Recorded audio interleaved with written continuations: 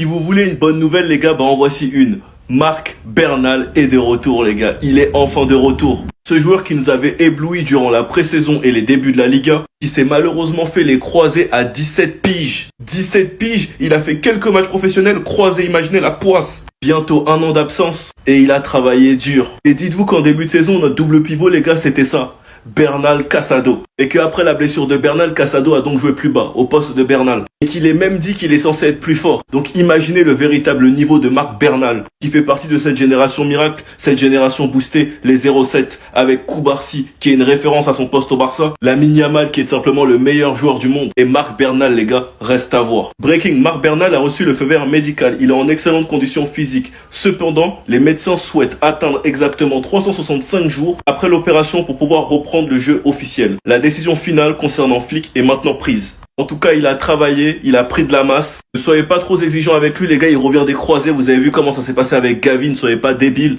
En tout cas, c'est une très bonne nouvelle et j'ai juste une hâte, c'est qu'il retrouve les terrains, les gars. Enfin bref, sinon vous, les gars, vous en pensez quoi? Ramenez-nous sur Snap sans nu. Décidément, les gars, durant ce camper, il s'en est passé des choses. La présentation des nouveaux joueurs, Garcia, Rashford et Rooney Bardi. On a pu apercevoir certains joueurs avec leur nouveau numéro, comme Koubarsi avec le numéro 5 de Inigo Martinez et Lamine Yamal avec le numéro 10 d'Ansu Fati. Le discours de Flick et de Ter Stegen. Par contre, j'ai trouvé ça grave forcé sur Twitter, les gens qui nous parlent du fait que certains joueurs regardaient mal Ter Stegen. Personnellement, j'ai trouvé ça hyper forcé. Parce qu'on a tous vu que l'effectif a aucun problème envers Ter Stegen. Bref. Ter Stegen qui nous explique que c'était important de régler le souci entre lui et la direction. On va pas mentir, les gars, mais c'est très mature de sa part. Donc c'est un acte qu'il faut féliciter au lieu de critiquer. Et Flick qui remercie pour le soutien et qui veut encore gagner beaucoup de titres. On a assisté aussi aux retrouvailles avec Sergi Roberto, franchement ça fait plaisir de le revoir. Lamine Yamal en feu et un Fermin Lopez en feu qui a d'ailleurs fini MVP et qui nous explique qu'on n'a pas d'inquiétude à avoir, qu'il va rester au Barça, que c'est un rêve. Lewandowski qui s'amuse à mettre des chiquettes à Lamine Yamal. L'accolade entre Ter Stegen et Johan Gasset qui avait eux deux le numéro 1. J'ai pas trop compris le mouvement de la direction, sûrement par respect pour Ter Stegen. Araujo qui a fini en sang, qui d'ailleurs a fait un gros match. Moi je vous le dis les gars, faut rentrer dans le train Araujo. En tout cas les gars, c'était le dernier match de préparation, le Barça est prêt. Le prochain match c'est en Liga. Et à votre avis les gars, on va leur mettre combien? Enfin bref, sinon vous les gars, vous en pensez quoi? Ramenez sur Snap sans nu. En fait moi les gars, la vraie question que je me pose, c'est la saison prochaine, on va mettre combien de buts en tout? Parce qu'on est bien parti pour, on va mettre combien de buts en tout?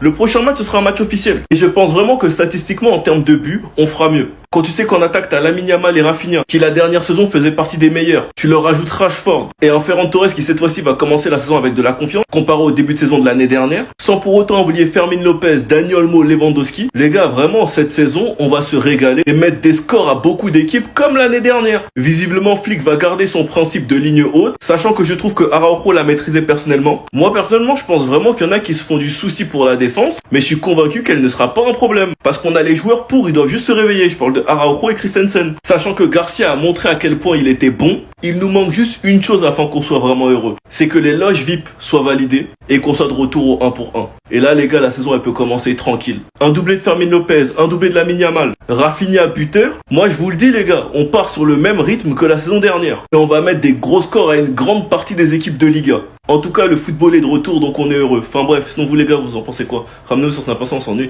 Pour ceux qui avaient des doutes concernant l'avenir de Ferran Torres et Fermin Lopez, les deux resteront au Barça. Attendez, bougez pas, je vous explique. Fermin Lopez l'a lui-même dit après le match, je suis heureux d'aider l'équipe, beaucoup de choses ont été dites, mais je vais continuer à défendre ses couleurs, que les supporters se rassurent, je travaille dur.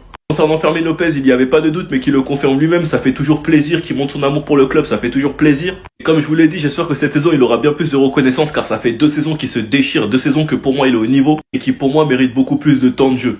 Sans pour autant dénigrer Dani Olmo, parce qu'un Dani Olmo en forme, les gars, ça fait très mal, je vous le dis. Et concernant les rumeurs, Fabrizio Romano a rapidement démenti les rumeurs sur Ferran Torres, en expliquant que malgré les rumeurs, Al Nassr ne travaille pas sur un transfert de Ferran Torres, aucun contact n'a eu lieu et Ferran ne se concentre que sur le Barça. On n'attendait pas moins de sa part. Ferran Torres qui a été archi critiqué, c'est pas la saison où il commence à recevoir de l'amour des supporters qui va partir, ce n'est pas logique. Sachant qu'au vu de l'âge de Robert Lewandowski et en plus c'est sa dernière saison, Ferran Torres a quelque chose à gratter. En tout cas les gars, accrochez vos ceintures car la saison commence bientôt, la Liga c'est dans quelques jours. En plus de ça, dans quelques semaines, il y aura aussi le tirage de la Ligue des Champions. Fermin Lopez commence déjà à envoyer un message à la concurrence. Flick, j'espère que tu as vu. Enfin bref, sinon vous les gars, vous en pensez quoi? Ramenez-vous sur ta personne, on s'ennuie.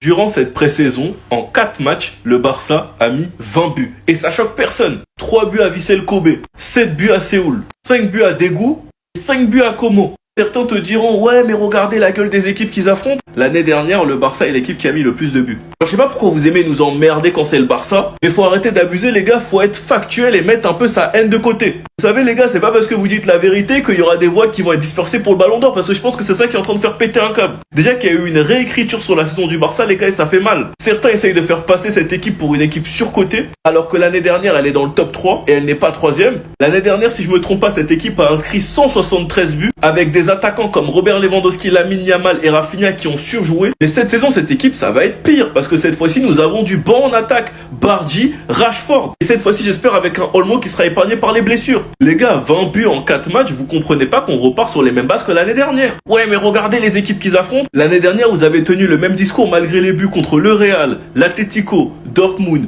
Benfica, Inter, Bayern. Et au lieu de kiffer et de prendre du plaisir parce que vous regardez tous nos matchs en cachette, bah vous allez critiquer. Enfin bref, sinon vous les gars, vous en pensez quoi? Ramenez sur Snap, on s'ennuie. Le dossier Rodrigo est interminable. Finalement, City est toujours sur Rodrigo. Ça a été confirmé par Fabrizio Romano. Le Real Madrid ne laissera pas partir son joueur pour moins de 100 millions. Sachant que Grealish est parti à Everton et que Tottenham a fait une offre de 50 millions pour Savigno mais que City demande plus, ça peut simplement ouvrir des portes pour Rodrigo à City. Sachant qu'en plus au Real pour l'instant il n'est pas titulaire, qu'il doit se battre. Nous connaissons pas encore le système de Xabi Alonso. On ne sait pas s'il va jouer avec 3 attaquants ou 2. En tout cas, il n'y a aucune garantie qu'il soit titulaire pour l'instant, même s'il a dit qu'il allait se battre parce qu'on l'a vu plusieurs fois changer d'avis durant le mercato. En tout cas, ce qui est important et ce qui me hype les gars, s'il signe à City, c'est est-ce qu'il pourra jouer à gauche, parce qu'il ne faut pas oublier Marmouche. City a quand même une équipe effrayante, sachant qu'il va rentrer dans un nouveau cycle car il y a plein de nouveaux joueurs. Kusanov, Ait Nouri, Reinders, Nico Gonzalez, Cherki, Marmouche qui arrive au mercato hivernal. Certes, il arrive dans une équipe où il y a des statuts moins imposants que Mbappé ou Vinicius, donc il a une chance de pouvoir jouer à gauche, mais ce n'est pas sûr non plus. Et Rodrigo à City, ce serait une top nouvelle déjà parce que Madrid va perdre une pépite qui en plus de ça va exploser à City, j'en doute même pas. Déjà que le Real et Manchester City ont un passif en Ligue des Champions ces dernières années, ce sera encore plus divertissant s'ils signent à Manchester City et qu'ils se retrouvent cette saison. Enfin bref, sinon vous les gars, vous en pensez quoi? Ramenez sur Snap, on s'ennuie.